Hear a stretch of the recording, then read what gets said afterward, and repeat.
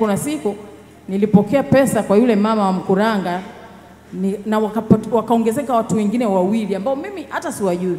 Wanasema wameelekezwa tu na kodisha vitu wakaja. Nikazichukua hela nikaenda kitandani nikazitupa hivi. Nikasema Bwana Yesu, you are too much. Yani kwamba ni kitu ambacho sikuwahi kutegemea. Heverin, una neno la kusema leo? Bila shaka Mungu amekutendea mengi.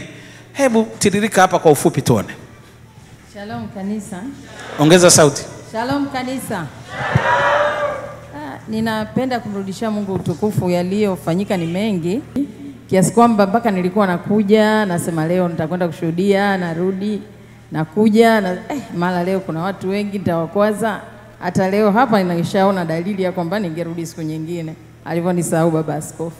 Lakini kiufupi ni kwamba mambo mengi ambayo yamefanyika makubwa ni baada ya semina ya Vikindu. Haleluya. Semina iliyokuja kule kwetu wakati baba askofu ameanza kutangaza kwamba tutakwenda huko, tutakwenda huko, tutakwenda huko. Nakumbuka alikuja mchungaji Katembo. Alivyokuja nikasema ninatamani baba askofu siku moja akisema semina ya Vikindu basi watu waje walale hapa. Yani hiyo ilikuwa iko moyoni mwangu mimi. Unaona? Lakini sasa nikamwambia sasa wanawake wana sehemu ya kulala. Lakini sasa wanaume watalala wapi? Ningeweza kujenga hapa. Ningemshukuru Mungu. Katembo akaniambiaje? Asa Mungu unayemtumikia unamjua. Nikamwambia hata kama namjua ndio sio pa kujenga hapa kwamba ninaweza kujenga nikaweza kuaccommodate hao watu wengine. Lakini nikwambie ukweli ndani ya miezi 4 niliweza kujenga vyumba 4 na vyoo ndani na ndio sehemu ambayo wanaume walilala na wamama walilala kule ndani. Lakini nini kilichokuwa kinanisukuma nifanye hicho kitu? Mimi nilikuwa nimejenga vyumba kwa mkono wangu mwenyewe vya kusema kwamba napangisha kwa ajili ya wapangaji, yani tuseme sehemu za kuweza kukaa familia kama 4. Lakini nakumbuka baba askofu aliwahi kuja wakati anakuja kuangalia kiwanja pale kwetu tukamlalamikia na mume wangu kwamba tumejenga, tumetengeneza vizuri lakini wapangaji hakuna. Na ni kweli wapangaji walikuwa wanakuja, yani mtu mpaka anampigia video call mume wake, nimepata sehemu nzuri, lakini akija akiondoka harudi tena. Maajabu yaliyotokea baada ya wale watu kuja pale, watumishi nyinyi hapo mlivyokuja nyumbani kwangu, sasa hizi mimi sina chumba hata cha wageni. Vile vyumba vyote vilichukuliwa ndani ya mwezi 1.5. Makofi. Vyote. Amen, amen. Ndio. Yani zile sehemu ambazo nilikaribisha wageni, yani sikuwahi kuweka kwa kuwaza kwamba kuna siku watakuja watu wa Mungu kulala pale. Nilijenga ili watu wapange nipate hela. Lakini hela ile miaka 3 ya kuwahi kukaa mtu. Akija kukaa mtu miezi 3 anaondoka. Akija kukaa mwishoni nikasema ngoja nijikanseli mwenyewe kisaikolojia. Waje wakae, wasikae, mimi ni madam nafanya kazi naweza kula. Inatosha. Yani sasa ilibidi ni kama nimesusa. Lakini kilichotokea baada ya kuondoka watumishi alianza mmoja, wote wakaisha. Nikapata nguvu ya kumaliza kule nyuma na kote kukajaa. Kote. Yani mpaka nimeshindwa kuelewa kitu gani kimetokea. Lakini acha hiyo kwamba imekuja kutokea baada ya hilo. Ile siku sisi kanisa letu mpaka nyinyi mnakuja tulikuwa tuzidi 10. Katika wale watu 10 tuseme kweli ambaye labda anafanya kazi nilikuwa mimi peke yangu. Kwa hiyo kama mizigo tunabebana mimi, mchungaji na wenzetu kidogo wanatusupport kiasi. Lakini tulipanga bajeti, mambo yenyewe yalikuwa tulikuwa na kujenga vyoo, kuna vitu vingi tulikuwa nafanya. Mpaka inafika wakati tunatakiwa wageni kuja, mambo yetu yalikuwa hayajakamilika. Sasa nikajiuliza hapa tunafanyaje? Kwa sasa wageni wakishafika nyumbani kwako, ukisikia kukosekana chumvi inabidi lazima uingie ndani, utoe chumvi. Kishakosekana kitunguu lazima uingie ndani. Kuna hela ilikuwa imewekwa kwa ajili ya umeme, ile hela yote ilikuwa imeisha, imeenda. Na mpaka nyinyi mnaondoka, mimi nyumba yangu yote nibakiwa na shilingi 6,000. Kwa hiyo asubuhi siku ile nikalala, ilikuwa I think ni Alhamis. Ijumaa watu walikuwa wanaenda Morogoro. So nililala nikiwa nimechoka sana. Ninawaza moyoni nyumba yote hii ina shilingi 6,000. Asubuhi nikiamka nikishakunyosha hii 6,000 tunanunua vitafunio, alafu nitampigia simu dada mmoja anafanya naye ili anikopeshe pesa ya riba 200,000 nivushe mpaka kufika mwisho wa mwezi. Na kueleza sikukopa mimi. Ule mwezi niliishi vizuri sana. Yani vitu vya ajabu akili. Ndio maana nikasema acha tu lazima nishuhudie, na sijui kwa nini shetani alikuwa ananirudisha. Nilikuwa naongea na kaka yangu pale, kaka Ima, naongea naye sana, sema sijui kitu gani kinanizuia kushuhudia. Nilipolala nikiwa nimechoka, simu ilipigwa saa 12 kasoro. Ilipopigwa simu ile saa 12 kasoro, dada mmoja anakaa Mkuranga, ni mpambaji. Ukumbuke nina vifaa vingi sana, karibu na store 2 ya vifaa vya kupamba na mapishi. Niliagiza kutoka China, lakini vile vitu viko pale, viko dambi. Hakuna mtu anakodi, kazi hakuna, sifanyi chochote. Yani nimeweka kazi yangu kusafisha tu, kuacha.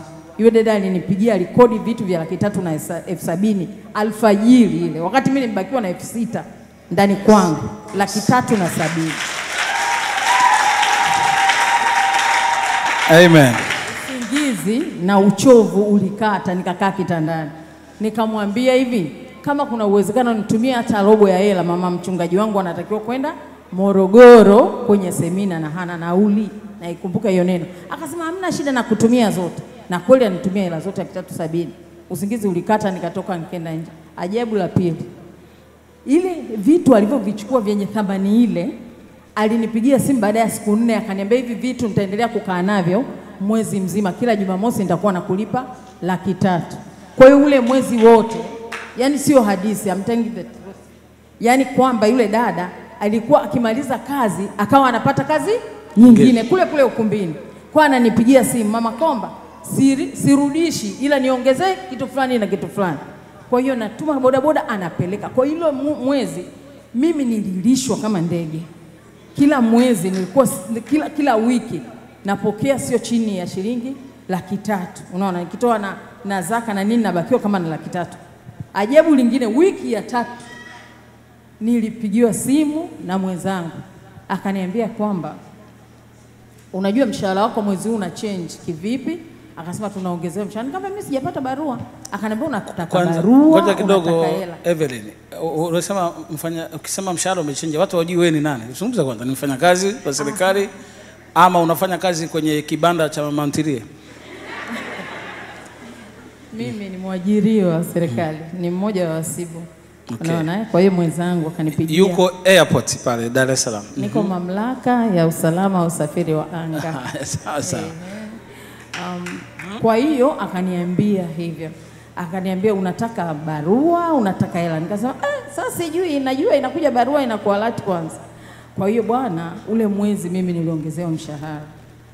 Yaani kuna hela ambazo mimi mume wangu alinipa shilingi 500,000 za umeme, nikaziingizia huko kwenye kupokea wageni, niliongezewa 665,000 kwenye mshahara.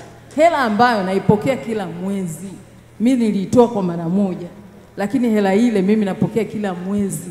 Apart from mshahara wangu, iliongezeka hiyo amount katika mshahara wangu. Na kila kitu kilichange. Kuanzia masurufu ya safari, hata allowance za kila mwezi nazo pia zilichange. Sasa yani kuna siku nilipokea pesa kwa yule mama wa Mkuranga na wakaongezeka watu wengine 2 ambao mimi hata siwajui. Wanasema wameelekezwa tu na kodisha vitu wakaja. Nikazichukua hela nikaenda kitandani nikazitupa hivi. Nikasema Bwana Yesu, you are too much. Yani kwamba ni kitu ambacho sikuwahi kutegemea. Nilijipanga kukopa hela ya riba, moyo wangu ukiwa mweupe tu kwamba nimetumia hii hela kwa kazi ya Bwana. Mbona nikiwa na shida mimi nakopaga? Kwa nini sikope kwa ajili ya kazi ya Bwana? Nikasema nimetumia hii hela kweli, mwisho wa mwezi nitairudishia, lakini sikurudishia mwisho wa mwezi. Hiyo hela ilijilipa na ikajilipa yenyewe na nikapata na nyongeza. Yani hivyo.